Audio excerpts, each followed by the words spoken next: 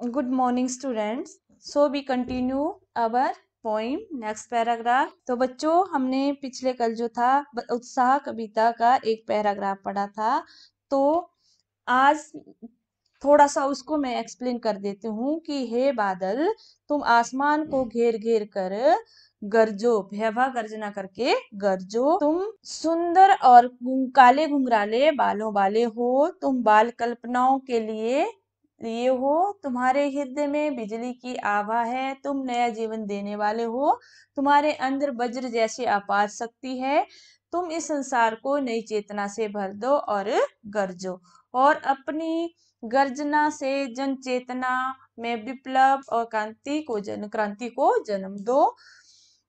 तुम इस संसार में नई चेतना से भर दो।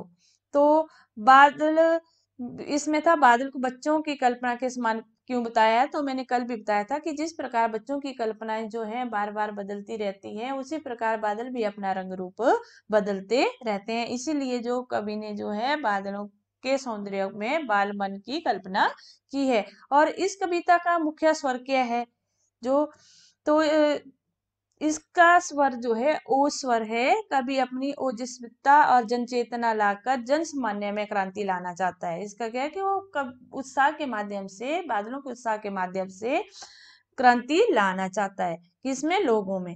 जब बादलों में संपूर्ण आकाश को घेर लेने के लिए कहता है, इस तरह कविता में स्वर में ओज है, विप्लव है, क्रांति है, परिवर्तन का वेग है।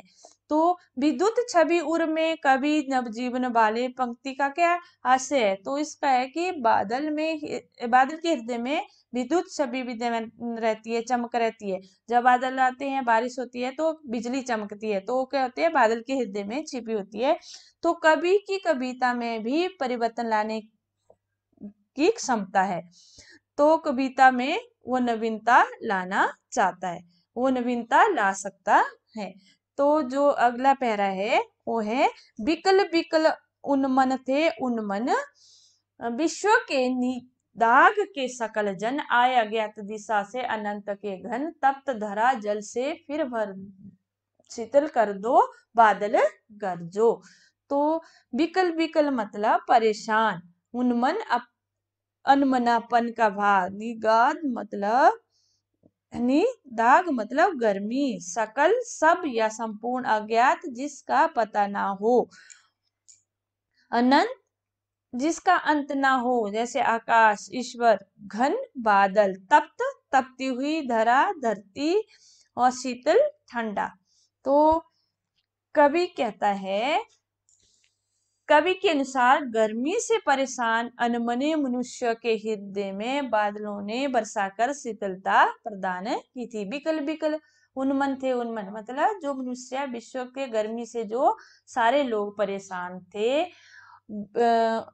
अनमने थे, या तो उनके बादलों ने बरसकर उनको शीतलता प्रदान कर दी है। हे बादल, तुम इतने बरसो कि निरंतर बढ़ती हुई गर्मी से विश्व के संपूर्ण जन जो अनमने उदासीन थे, वे सब शीतलता का अनुभव करें।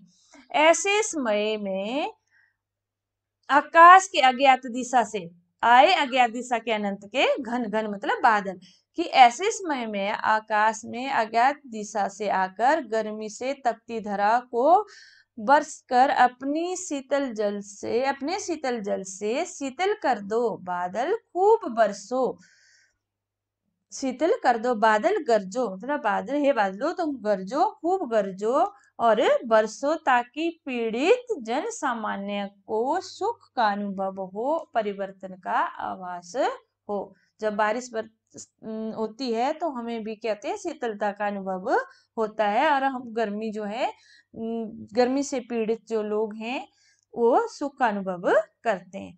तो बादलों के, यहाँ कविता है, बादलों के ना बरसने से लोगों तथा धरती की क्या दशा हो रही है।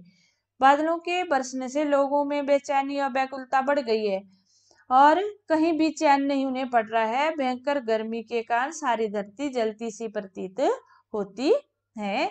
और कभी बादलों के से क्या अनुरोध करता है, और क्यों करता है वो, कभी बादलों से जोर से वर्षा करने का अनुरोध करता है, क्योंकि भयंकर गर्मी के कारण जो है मनुष्य तथा धरती के अन्य प्राणी व्याकुल हो रहे हैं।